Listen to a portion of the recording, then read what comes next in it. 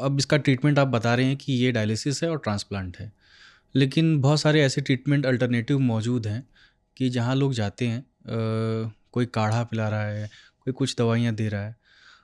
ये कितना नुकसानदायक है, ये ज़रा समझा दीजिए लोगों को। देखिए, मेरे पास भी पेशेंट्स कई बार ऐसे आते हैं जो कहते हैं कि मैडम हमने सोशल मीडिया पे ये देखा है, ये हर्बल एक सिरप है या ये पुड़ियों की दवाई है, इतने दिन का कोर्स करना है, किडनी नॉर्मल हो जाएगी। मैं आपसे रिक्वेस्ट कर रही हूँ, प्लीज़ इन चीज़ों पे मत बिलीव करिए। आप अपने बच्चे के फ़ायदे की जगह और नुकसान कर रहे हैं, ठीक है? क्योंकि जो अल्टीमेट है वो डायलिसिस के रास्ते होते हुए हमें ट्रांसप्लांट तक जाना है। कोई ऐसा हर्बल सिरप, कोई ऐसा चूर्ण पाउडर, कोई ऐसी सैशे दवाइयाँ ऐसी नहीं हैं जो किडनी फंक्शंस पूरी तरीके से नॉर्मलाइज कर दे अगर आपकी किडनी कम्प्लीटली डैमेज हो गई है तो। इन सारी चीज़ों पर मत विश्वास रखें, इससे आपके बच्चे का नुकसान और हो रहा है। क्या कभी ऐसा कोई पेशेंट देखा है आपने कि उसका क्रेटिनिन 3 पर हो, 4 पर हो, अभी उतनी किडनी डैमेज ना हुई हो और डायलिसिस की ज़रूरत नहीं पड़ी हो, और वो इन सब चक्करों में उनके पेरेंट्स पड़ गए और तुरंत डायलिसिस पे आ गया हो फिर ये बच्चा? बहुत कॉमन सिनेरियो है, बहुत कॉमन सिनेरियो है। हुँ। जो मेरे पास कई मैंने देखे हैं ऐसे केसेस कि बच्चे आ रहे हैं, यूरिन आउटपुट भी ठीक है, ठीक है, क्रिएटिनिन ऐसा है कि हम बिना डायलिसिस के काम चला रहे हैं, दवाइयों के ज़रिए हम दवाइयाँ दे रहे हैं, चीज़ें मेंटेन हो रही हैं। किसी ने उनसे कह दिया कि ये चूर्ण ले लो, ये इससे ठीक हो जाएगा।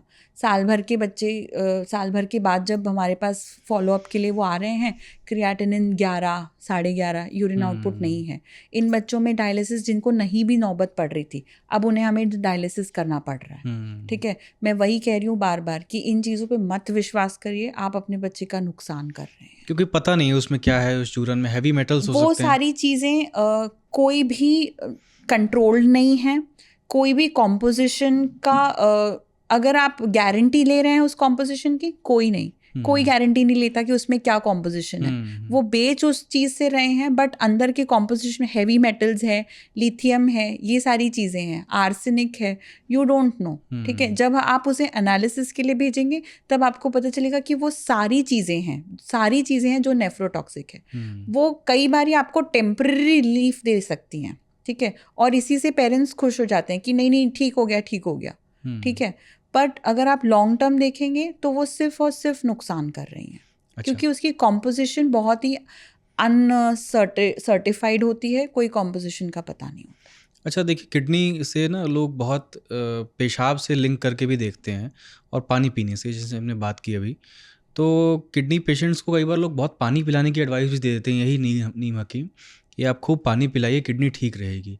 ये कैसा मिथ है, और कौन कौन से मिथ हैं इसके साथ आप जो आपको फेस करने पड़ते हैं, ये बता दीजिए। देखिए, पानी पिलाना और किडनी के संबंध में डेफिनेटली अगर आप कहेंगे कि पानी पीने से किडनी ठीक रहती है तो डेफिनेटली ये कहीं ना कहीं सच है, ठीक है। बेसिकली किडनी का काम है कि फ्लशिंग आउट करना, ओके। अगर आप पानी पिला रहे हैं, कई बार हम भी कहते हैं अपने बच्चों में कि आप पानी का इंटेक बढ़ा दीजिए, स्पेशली उन बच्चों में जिनमें कॉन्स्टिपेशन होता है। वो इसलिए क्योंकि वो बच्चे पानी कम पीते हैं, डाइटरी फाइबर्स का इंटेक कम होता है, बहुत ज़्यादा कब्ज़ की प्रॉब्लम होती है, वो यूरिन इन्फेक्शन कहीं ना कहीं होना है। इन बच्चों में हम कहते हैं कि आप पानी थोड़ा ज़्यादा पिलाइए, एटलीस्ट एज के अनुसार 1 से 1.25 लीटर आप पानी पिलाइए, कौन बहुत से बच्चे ज़्यादा जो किडनी ज़रूरी है। पेशेंट नहीं है उनको कह रही हैं ना आप? हाँ, जो नॉर्मल बच्चे हाँ, हैं, अच्छा। हाँ, उनको आप पानी पिलाइए, ठीक है। सॉल्ट इंटेक कम रखिए, ये सारी चीज़ें ज़रूरी हो जाती है। अगर आपकी किडनी ऑलरेडी फेल है, ठीक है, क्रिएटिनिन ऑलरेडी 12 है, सूजन आ रही है, उनमें आप नहीं कह सकते कि आप पानी पिलाओ आपकी किडनी ठीक हो जाएगी। वो दौर गया, वो टाइम गया जब आपकी किडनी पानी पीने से रिवर्स हो जाती, ठीक है। अब वो टाइम नहीं है। अच्छा, अगर कोई ट्रांसप्लांट के लिए सोच रहा है तो ज़रा इसको समझा दीजिए कैसा प्रोसीजर होता है। आपने इतना तो बताया कि 2 तरह के लोग जो है डोनेट कर सकते हैं। ट्रांसप्लांट के बाद लाइफ स्पैन क्या होता है उस किडनी का, और ये प्रोसीजर कितना इजी है, कितना जटिल है, भी बता दीजिए। देखिए, प्रोसीजर ट्रांसप्लांट का प्रोसेस थोड़ा लंबा होता है डेफिनेटली, बट आजकल यहाँ पे आपको हेल्प इज़ अवेलेबल, ठीक है। आपको हर जगह हेल्प अवेलेबल है, मेडिकल हॉस्पिटल्स में कह लीजिए, डोनेशंस के लिए कह लीजिए, हर जगह अवेलेबल होता है। बेसिकली क्या करते हैं, हम स्क्रीन करते हैं बच्चे में और जो भी डोनर है, ठीक है। इनमें ब्लड ग्रुपिंग, इन्फेक्शंस के लिए, किडनी के फंक्शनिंग्स के लिए, ये बेसिक कुछ टेस्ट होते हैं जो हम स्क्रीन करते हैं डोनर में कि और हम इसे मैच करते हैं, ठीक है।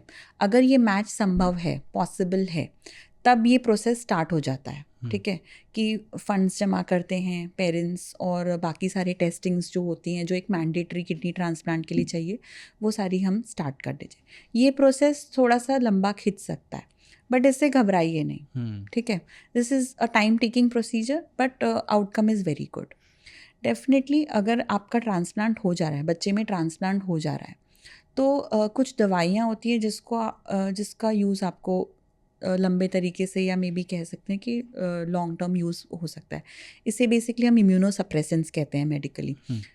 जो बॉडी में बाहर की किडनी आई है वो बॉडी में उसे रिजेक्ट ना कर दे, ठीक है, क्योंकि कहीं ना कहीं वो उसके लिए फॉरेन बॉडी है। तो वो उसके लिए रिजेक्शन रेट कम करने के लिए हम उनको इम्यूनोसप्रेसेंट्स पे रखते हैं जो कि कई बारी लंबी चलती हैं।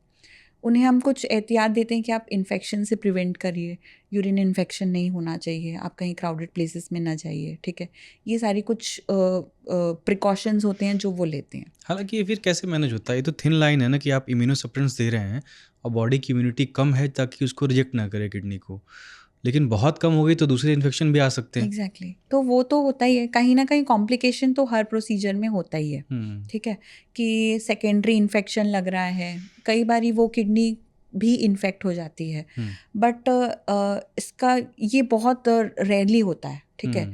तो इससे हमें डीमोटिवेट नहीं होना चाहिए कि हर प्रोसीजर में कहीं ना कहीं कॉम्प्लिकेशन है, तो हम वो कॉम्प्लिकेशन सोच के हम प्रोसीजर ना करें, इससे डीमोटिवेट मत होइए। और जो लोग गूगल करते हैं कि किडनी ट्रांसप्लांट कितना दिन जो है चलता है, कोई आपके पास है कि कितने साल तक, अगर माँ ने किडनी दी है, पिता ने दी है, तो कितने साल तक किडनी आप जो है ट्रांसप्लांट किडनी चल सकती है? अगर बच्चे की बीमारी जैसे कैकुट वगैरह में है, ठीक है, अगर सेकेंडरी प्रॉब्लम नहीं होती है तो ये किडनी का जो स्पैन होता है वो आराम से 30 to 35 ईयर्स नॉर्मली हो सकती है विदाउट एनी कॉम्प्लिकेशन।